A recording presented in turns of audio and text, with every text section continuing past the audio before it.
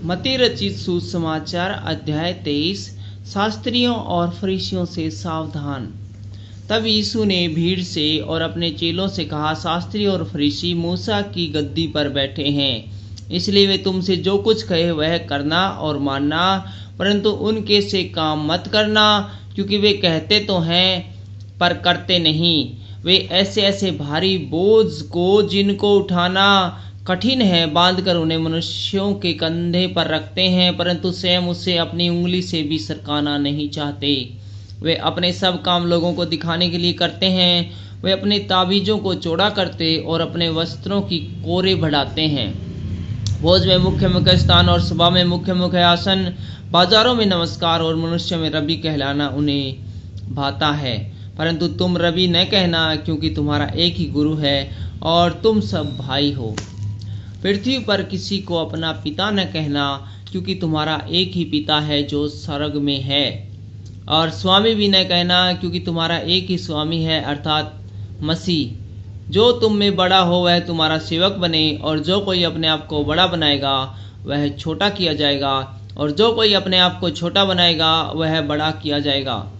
शास्त्रियों और फरीसियों के पाखंड की भर्त्सना। हे कपटी शास्त्रियों और फरीसियों, तुम पर हाय, तुम मनुष्यों के लिए स्वर्ग के राज्य का द्वार बंद करते हो, न तो स्वयं ही उसमें प्रवेश करते और न उसमें प्रवेश करने वालों को प्रवेश करने देते हो। हे कपटी शास्त्रियों और फरीसियों, तुम पर हाय, तुम विधवाओं के घरों को खा जाते हो और दिखाने के लिए बड़ी देर तक प्रार्थनाएं करते हो, इसलिए तुमको अधिक दंड मिलेगा। हे कपटी शास्त्रियों और फरीसियों, तुम पर हाय, तुम एक जन को अपने मत में लाने के लिए सारे जल और थल में फिरते हो, और जब वह मत में आ जाता है तो उसे अपने से दूना नाटकीय बना देते हो। हे अंधो अगुओ, तुम पर हाय, जो कहते हो यदि कोई मंदिर की शपथ खाए तो कुछ नहीं, परंतु यदि कोई मंदिर के सोने की सौगंध खाए तो उससे बंध जाएगा। हे मूर्खों और अंधो, कौन बड़ा है, सोना या वह मंदिर जिससे सोना पवित्र होता है?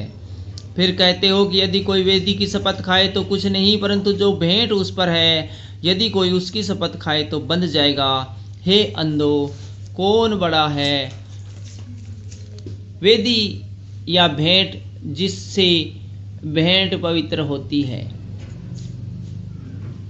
इसलिए जो वेदी की शपथ खाता है वह उसकी और जो कुछ उस पर है उसकी भी शपथ खाता है। जो मंदिर की शपथ खाता वह उसकी और उसमें रहने वालों की भी शपथ खाता है। जो स्वर्ग की शपथ खाता वह परमेश्वर के सिंहासन की और उस पर बैठने वाले की भी शपथ खाता है। हे कपटी शास्त्री और फरीसियों, तुम पर हाय, तुम पुदीने और सौंफ और जीरे का 10वां अंश तो देते हो, परंतु तुमने व्यवस्था की गंभीर बातों को अर्थात न्याय और दया और विश्वास को छोड़ दिया है। चाहिए था कि इन्हें भी करते रहते और उन्हें भी नहीं छोड़ते।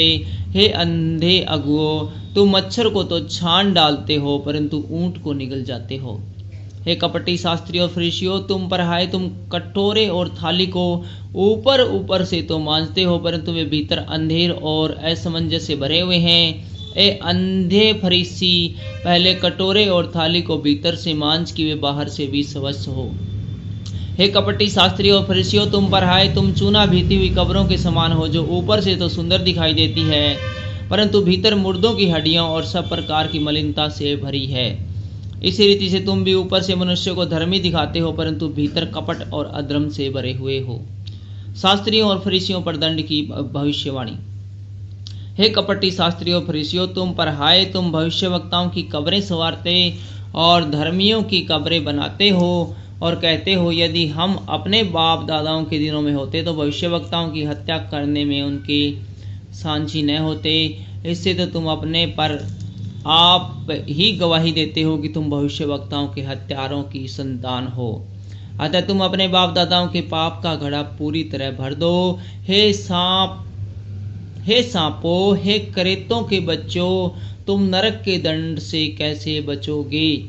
इसलिए देखो, मैं तुम्हारे पास भविष्यवक्ताओं और बुद्धिमानों और शास्त्रियों को भेजता हूँ, और तुम उनमें से कुछ को मार डालोगे और क्रूस पर चढ़ाओगे, और कुछ को अपने आराधनालयों में कोड़े मारोगे, और एक नगर से दूसरे नगर में खदेड़ते फिरोगे, जिससे धर्मी हाबिल से लेकर बिरिया क्या के पुत्र जकरिया तक जिसे तुमने मंदिर और वेदी के बीच में मार डाला था।